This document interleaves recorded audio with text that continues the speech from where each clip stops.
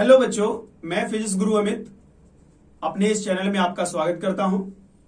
तो हम लोग आज पढ़ेंगे कुछ इंपॉर्टेंट टॉपिक। और तो आइए स्टार्ट करते हैं आज की क्लास। अगर आप हमारे चैनल में नए हैं तो हमारे चैनल को सब्सक्राइब कर लीजिए, नोटिफिकेशन बेल भी दबा लीजिए और बिना देर करते हुए स्टार्ट करते हैं आज की क्लास। बच्चों, स्टार्ट करते हैं आज का टॉपिक। और हमारा बुक का नेम जैसा कि लिखा हुआ है लूसेंट फिजिक्स, और मैं हूं फिजिक्स गुरु अमित। तो आइए आ जाते हैं। सबसे पहला जो हमारे लिए टॉपिक हम लोग ले रहे हैं यहाँ पर, वो ले रहे हैं यूनिट एंड डायमेंशन। बारी बारी से सभी टॉपिक कवर करूँगा, तो बने रहें आप हमारे साथ। अगर आप हमारे चैनल में नए हैं तो हमारे चैनल को सब्सक्राइब करें, बेल बटन को दबाएं ताकि हमारे वीडियो का नोटिफिकेशन आपको मिल जाए। और आइए अब शुरू करते हैं हम लोग बिना देर किए हुए अपनी बुक का पहला क्वेश्चन। तो पहले क्वेश्चन के लिए आप भी अपनी बुक ओपन कर लीजिए। और बुक ओपन करने के बाद जैसे कि आप देख पा रहे हैं, मेरे पास है फिजिक्स लूसेंट बुक और मैं आ चुका हूं एक्सरसाइज में। ये आप देख पा रहे हैं। तो इस प्रकार से बुक ओपन कर लीजिए और इसका जो पेज नंबर है वो ओके। तो पेज नंबर हो गया हमारे लिए 6 और 7। पेज नंबर है बच्चों 6 और 7। और यहाँ पर देख रहे हैं पहला क्वेश्चन जो है, कुछ आपके यहाँ पर प्रिंसिपल बेस्ड क्वेश्चन है। तो मैं पहले क्वेश्चन पर आ जाता हूँ। और फर्स्ट क्वेश्चन जो आपके लिए है प्रिंसिपल बेस्ड, वो कह रहा है कोणीय त्वरण का एसआई मात्रक क्या होगा। कोणीय त्वरण यानी एंगुलर एक्सेलरेशन, देख पा रहे हैं, एंगुलर एक्सेलरेशन यानी कोणीय त्वरण।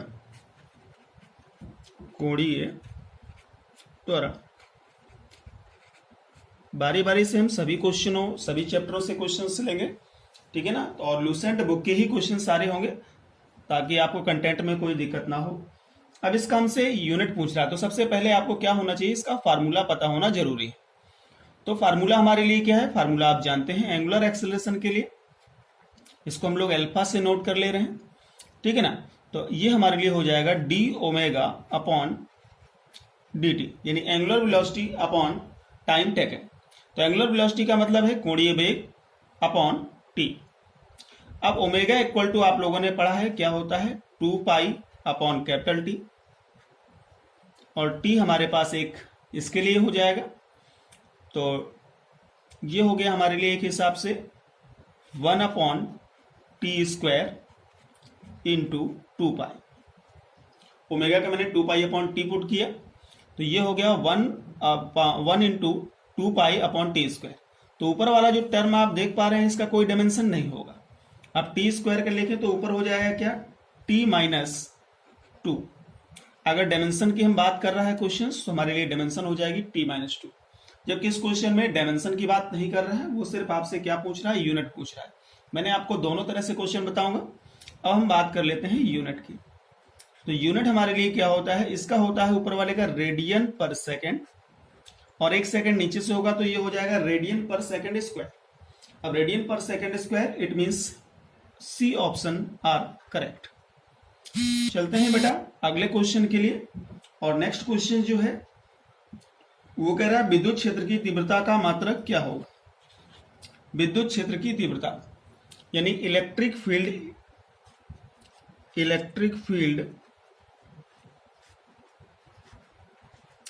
इंटेंसिटी। इलेक्ट्रिक फील्ड इंटेंसिटी यानी विद्युत क्षेत्र की बात कर रहा है आपसे।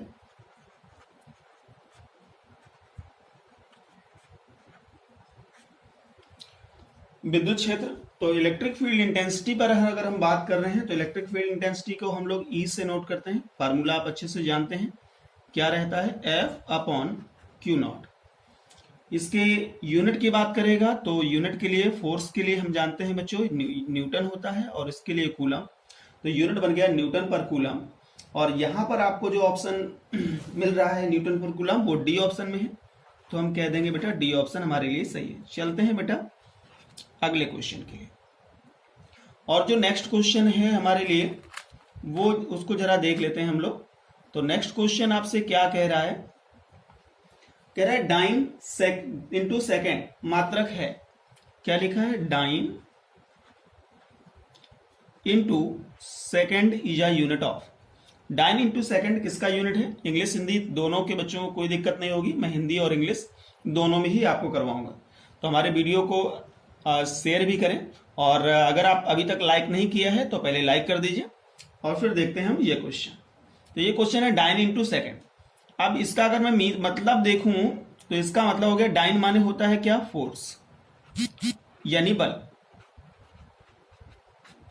और सेकंड का मतलब क्या है? समय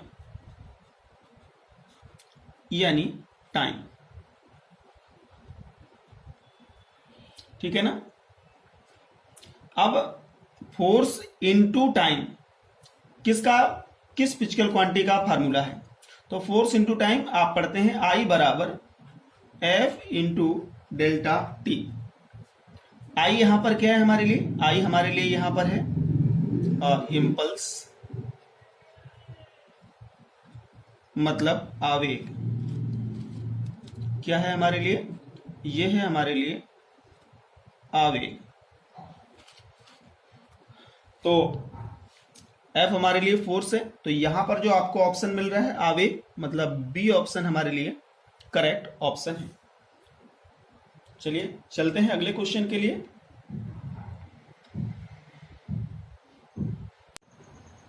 बच्चों ये क्वेश्चन हमसे कह रहा है 1 न्यूटन बराबर होता है 1 newton R equal to, option में दिए हैं 10 पावर ऑफ 5 डाइन, मतलब डाइन में आपको कन्वर्ट करना है।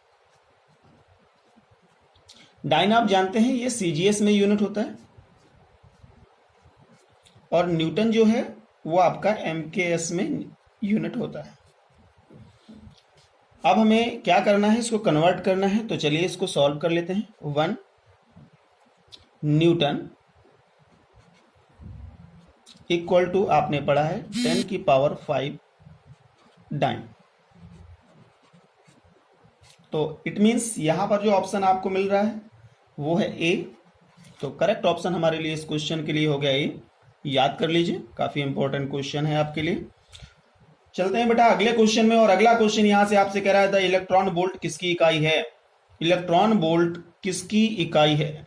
1 इलेक्ट्रॉन वोल्ट, इसका यूनिट फार्मूला आपने पढ़ा हुआ है, क्या होता है? 1.6 इंटू 10 पावर ऑफ -19 क्या कूलम्ब? नहीं, जूल। और जूल किसकी यूनिट होती है? एनर्जी की। एनर्जी माने ऊर्जा, एनर्जी माने ऊर्जा। तो ये हमारे लिए इसके लिए सही आंसर हो गया ऊर्जा, और ऊर्जा का मतलब ऑप्शन आपको मिल गया है बी। चलते हैं बेटा अगले क्वेश्चन में, और 6 नंबर क्वेश्चन यहां से हमसे कह रहा है निम्न में से कौन सी ऊर्जा की इकाई नहीं है, एनर्जी की यूनिट नहीं है? तो पहला ऑप्शन दिया है किलोवाट, दूसरा ऑप्शन दिया है अर्ग, तीसरा ऑप्शन दिया है जूल, और अगला ऑप्शन दिया है किलोवाट घंटा। तो ध्यान दीजिए, किलोवाट घंटा, 1 किलोवाट घंटा में 3.6 इंटू 10 पावर ऑफ 6 जूल होते हैं, मतलब ये यूनिट है। जूल तो है ही, अर्ग सीजीएस में है, लेकिन किलोवाट नहीं है, ये पावर की यूनिट है। तो यहां पर हमारे लिए जो ऑप्शन मिल गया वो आपका सही आंसर हो गया ए। चलते हैं बेटा अगले क्वेश्चन पर, और नेक्स्ट क्वेश्चन यहां से कह रहा है सरफेस टेंशन का यूनिट क्या होगा? पृष्ठ तनाव। पृष्ठ तनाव, पृष्ठ तनाव मीन्स सरफेस टेंशन। तो सरफेस टेंशन की बात करेंगे, सरफेस टेंशन का यूनिट, तो सरफेस टेंशन का यूनिट सबसे पहले फार्मूला लिखना होगा। तो इसको टी से मैं नोट कर लेता हूं। तो टी इक्वल टू होता है बेटा एफ अपॉन एल। अब यूनिट आप समझ गए होंगे, ऊपर वाले का क्या हो गया न्यूटन, नीचे वाले क्या हो गया मीटर। तो न्यूटन पर मीटर, न्यूटन पर मीटर लिखा है आपको ऑप्शन बी में। तो यहां पर जो आपको करेक्ट ऑप्शन होने वाला है वो कौन सा हो गया? बी। बेटा अगला क्वेश्चन है, और जो कुछ इस तरह से है। क्वेश्चन रीड करता हूं मैं। क्वेश्चन कह रहा है कि प्लैंक नीतांक का एसआई यूनिट क्या होता है? Planck constant, Planck constant, Planck नीतांक का एसआई यूनिट। तो बहुत ही सिंपल है, और बहुत बार ये परीक्षा में पूछा गया है। तो ये एक इंपॉर्टेंट क्वांटिटी है, इसके बारे में जरूर याद रखें। फार्मूला आप लोगों ने पढ़ा हुआ है, क्या होता है, एक फार्मूला था E equal to H nu, Planck quantization theory, याद है ना, E equal to H nu. तो यहाँ जो आपका ये H है यही आपका प्लैंक कांस्टेंट है। E यहाँ पर क्या है, एनर्जी है, एनर्जी का मतलब E आपके लिए एनर्जी है और एनर्जी का मतलब है ऊर्जा, ये हुआ हमारे लिए एनर्जी। और न्यू यहां पर बेटा फ्रीक्वेंसी है, फ्रीक्वेंसी माने आप कह देंगे आवृत्ति। अब हमें एच के लिए निकालना है तो पहले एच का फार्मूला बना लेते हैं। तो एच इक्वल टू हो जाएगा E अपॉन न्यू, ठीक है ना। अब E का यूनिट क्या होता है, जूल, और न्यू का होता है पर सेकेंड। क्या हुआ, पर सेकेंड। जब ये ऊपर जाएगा तो हो जाएगा जूल इंटू सेकेंड। तो इसका यूनिट हमारे लिए बन चुका है जूल पर सेकेंड, जूल इंटू सेकेंड। और जूल इंटू सेकेंड यहां पर जो आपको ऑप्शन मिल रहा है वो आपका ऑप्शन मिल रहा है सी। तो करेक्ट ऑप्शन में कर देता हूं सी। अगले क्वेश्चन में चलते हैं। और जो नेक्स्ट क्वेश्चन है यहां से वो कह रहा है जूल इंटू सेकेंड निम्न में से किसकी इकाई है। तो जूल इंटू सेकेंड फिर से दिया गया है, जूल इंटू सेकेंड, जबकि आप पढ़ चुके हैं कि joule into second Planck constant की इकाई है। लेकिन ऑप्शन में यहां पर बेटा डिफर है। पहला कह रहा है एनर्जी की तो हो नहीं सकती, बिकॉज एनर्जी के अकेले जूल होती है। दूसरा ऑप्शन है कह रहा है मोमेंटम की, और तो हमें क्या करना होगा बेटा, इसका डायमेंशन निकाल लीजिए और बाकी जो क्वांटिटी है उसका भी डायमेंशन निकाल लीजिए। प्लैंक मोमेंटम के लिए थोड़ा चेक कर लेते हैं। तो क्या होता है, मास इंटू वेलोसिटी। अब इसको आपको क्या करना होगा, एक फार्मूला अगर आपने और पढ़ा है तो मोमेंटम के लिए आप, अगर हम बात करें इसको काइनेटिक एनर्जी के फॉर्म में, तो वो भी आपके लिए कॉन्सेप्ट बहुत इंपॉर्टेंट रहता है। तो मोमेंटम अगर इसमें 1/2 आप कर दो तो ये हो जाएगा P बराबर अंडर रूट 2m के यहां पर काइनेटिक एनर्जी है यानी जूल है। अब इसमें भी अगर आप देखेंगे तो ये आपस में इक्वल नहीं होगा, k का मतलब जूल आ जाएगा और रूट लगा हुआ है जूल में साथ में मास के साथ, तो ये भी हमारे लिए आंसर नहीं होगा। चलिए अगली बात कर रहा है, ये तो आपका मोमेंटम हो गया यानी लीनियर मोमेंटम। और अगली बात कर रहा है पावर की। तो पावर का होता है हमारे लिए फार्मूला W अपॉन टी। तो इसका जो आंसर आएगा जूल पर सेकंड आएगा, जबकि हमारे पास है जूल इंटू सेकेंड। तो आपका एक ही ऑप्शन बचता है angular momentum. Angular momentum, angular momentum मतलब कोणीय संवेग। जी बेटा, तो उम्मीद है कि हमारा ये कंटेंट आपको पसंद आया होगा। तो हमारे चैनल को सब्सक्राइब करिए, नोटिफिकेशन बेल दबाइए और लाइक और शेयर करना बिल्कुल ना भूलिएगा।